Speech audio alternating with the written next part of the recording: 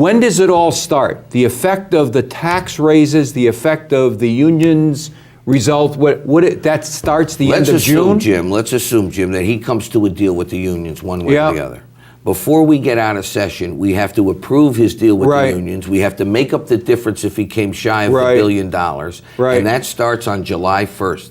Now, when I say it's... The effect of it starts on July 1st. But, really, if we pass that budget, it becomes effective July 1st, with regard to what the governor wants to do with taxes, your income tax is retroactive to January 1st. Of this year? Of this year. So all those people out there who pay quarterly, okay, you gotta go they're back. Gonna have to double their payments in the last 2 quarters because they're paying 10% more retroactively to January. Okay. All right. It's not all right. It's not okay. Well, Jim. I mean, I understand the process. I understand the process. So what we have is, let's make the math easy. I mean, given the budget is around $20 billion, right? And there's this bogey of $1 billion over the next 2 years, $2 billion over the next 2 years that's hanging out there. Anything less than $1 billion that he gets has to be made up somehow. It could be made up with more taxation, which he has pledged not to do.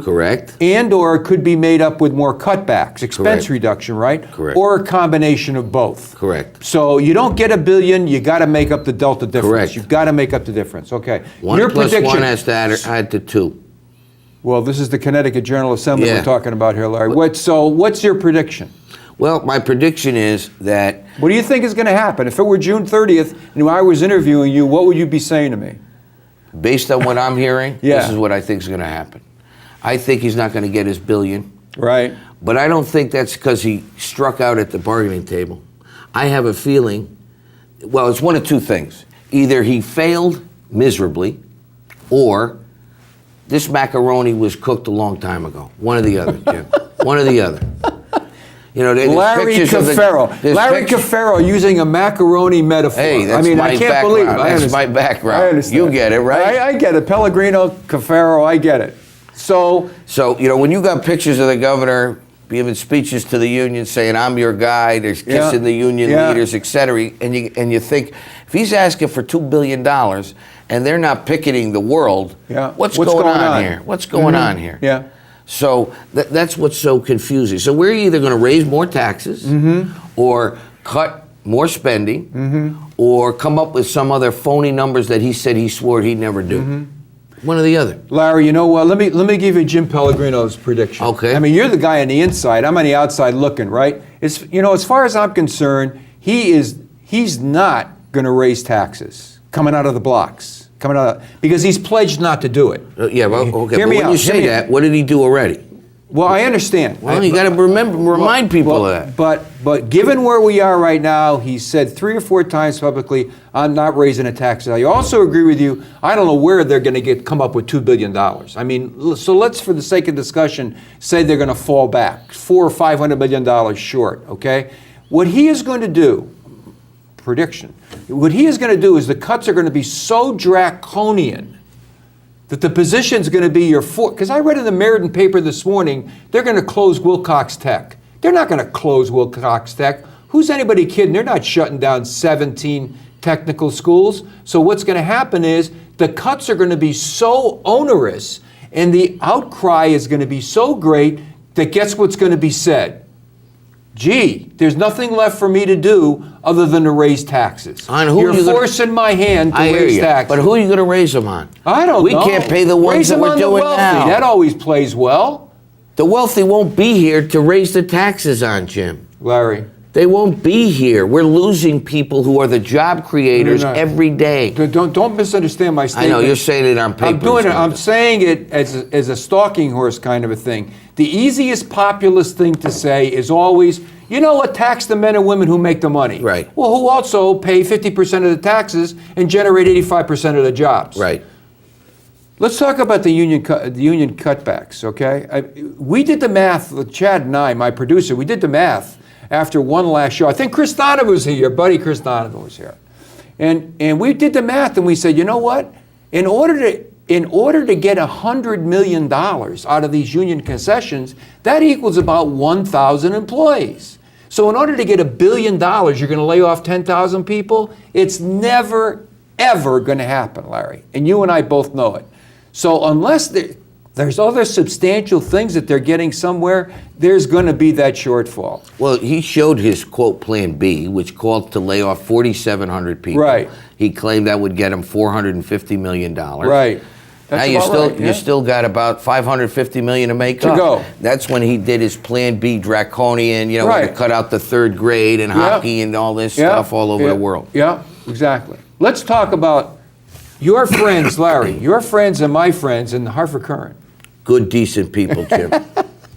In the Hartford Courant, they had a lead editorial that said, "Our view, bad climate for business." This is the Hartford Courant, Larry. Hello, right? where they Hello? On top of higher taxes and everything else that makes Connecticut a hard place to do business, Democratic lawmakers, that's not you, at the state capitol have introduced legislation to make it even harder. You know what?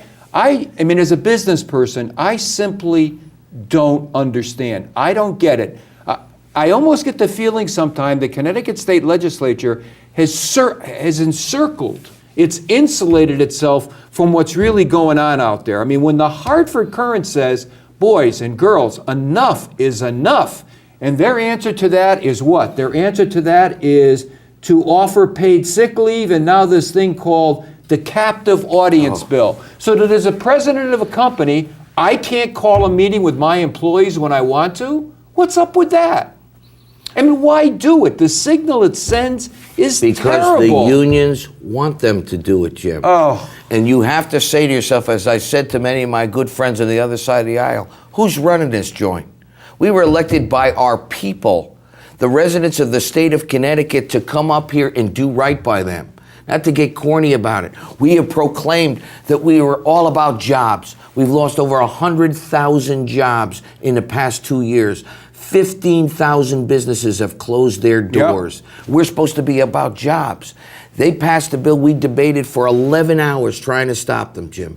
11 hours till 2 in the morning debating this bill called captive audience. Captive audience. And what it basically says is from now on, business, and I'm not talking about big business. You know, we say that word, Jim, we think of GM and GTE and this, talking that, small businesses. 73% of the businesses in Connecticut have 9 or less employees. 73% of them, Jim.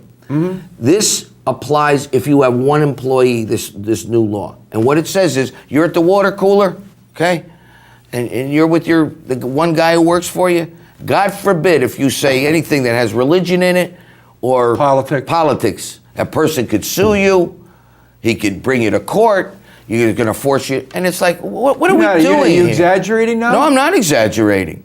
I'm not exaggerating because it can be determined that because you only have one water cooler in the place, that person is captive when he wants to get his off. And if you're going to talk to him about politics, he's got a right to sue. You know, Larry, I tell you what, if it was anything else other than the Connecticut State General Assembly, I'd have a tough time believing you. But because it's them, I believe you. You got to look at the law. Here's the thing I don't understand. I mean, all of my students here from Central that are in this room right now, they understand this equation. Business equals jobs equals revenue. That's all business wants to do. It wants to make a profit so it can hire people and generate tax revenue. And the people that they hire when they're working, they pay taxes. Is this a difficult equation? If the students understand it, why don't the men and women in the state Connecticut General Assembly understand it? Well, what's the problem? Because when you are beholden to another entity, in this case, organized labor, that's the way you do it. They said, well, this is for the employees. I said, you're not going to have employees if you don't have employers. And we're not going to have employers if we keep throwing this stuff on them. Jim, I feel like we should have wine and pasta here. I'm very comfortable with you. This is a beautiful show. I love this. I like this show. We're yelling. It's like Sunday dinner with you. That's right. You should call it Sunday dinner with Jim Pellegrino. Nice table, nice and nice. You know, Chris Donovan said something nice after our interview. Not quite that personal and quite that nice, but I really do appreciate it.